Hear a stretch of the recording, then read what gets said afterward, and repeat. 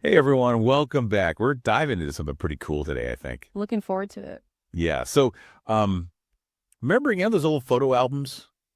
Everyone's got them, right? Stuck away somewhere. Yeah. Well, today's deep dive is all about what happens when those old pictures get a second chance to shine, thanks to, well, technology, really.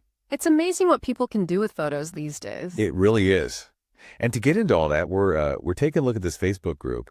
It's called Simply Enough Photo Restoration Group. They catchy. Right. So they've got like over 254,000 members in this group. Hmm. And basically, it's all about restoring, retouching, bringing these old photos back to life.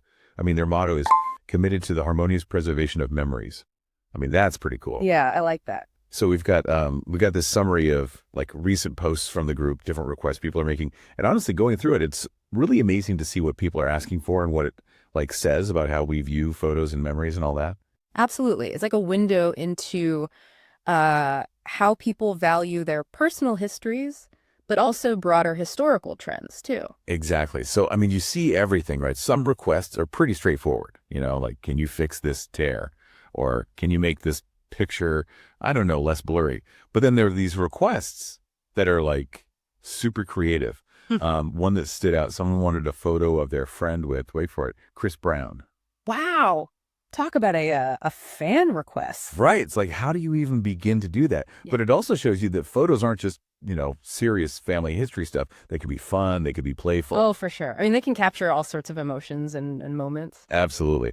But speaking of family, I mean, there are a lot of those requests too, naturally. Like there's this one really poignant to enhance a photo of an autistic child smiling for the first time. Oh, I know, right? You can just imagine the emotion behind that request.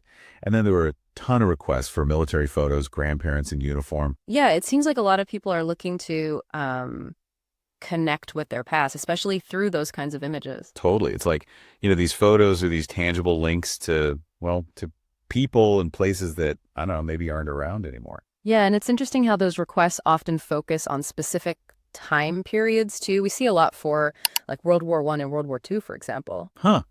I didn't really think about that, but you're right. Makes you wonder if certain eras just hold like more emotional weight for people. Or maybe it's just that older photos tend to be, well, more damaged and in need of restoration. That's a good point. Yeah. Oh, speaking of eras, can we talk about the holidays for a second? Sure.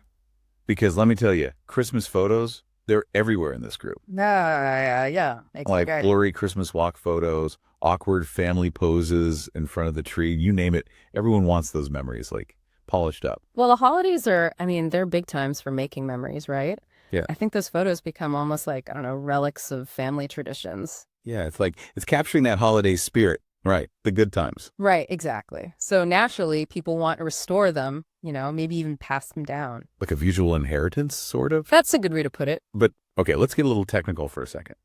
We're seeing a lot of requests for colorization, which to me seems like super tricky. Yeah. How do you know what color someone's dress was 80 years ago? That's where the real artistry comes in. It's not just about technical skills. Like, yeah, you need Photoshop, those tools, but you also need historical knowledge.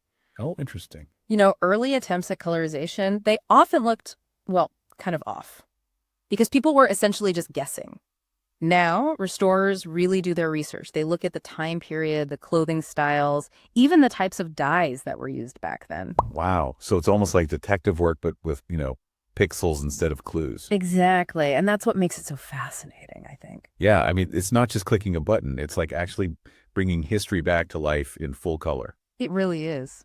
But, thinking about all this, it makes me wonder, like, where's the line between restoring a photo and actually changing it? I mean, there was this one request to, slim someone down in a photo and like change the background. Doesn't that feel a bit, I don't know, off? Yeah, I see what you mean. I mean, for me personally, I wouldn't take on a request like that, but I can also see how, someone might want to present, I don't know, their best self, even in an old photo. Right. It's a blurry line for sure, and raises a lot of interesting questions about the ethics of photo restoration, It really does. Like, where does restoration end and manipulation begin?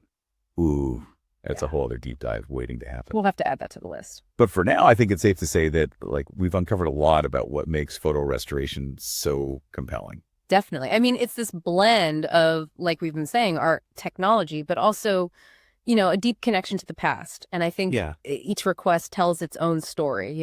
And those stories reveal so much about how we value memories, how we connect with our history. Exactly. So as we wrap up here, I want you all to think about your own photo albums, right? Mhm. Sitting there on the shelf or in a box somewhere. What stories are hiding in there? Are there photos you'd want to restore? Bring those memories back to life. I think everyone has a few of those tucked away somewhere. Right. And it's pretty incredible what a little bit of digital magic can do these days. And if you want to see more of that magic in action, definitely check out the Photo Restoration Group on Facebook. It's truly a window into the past and all the emotions that connect us to it. It really is. Thanks for listening, everyone. Catch you next time.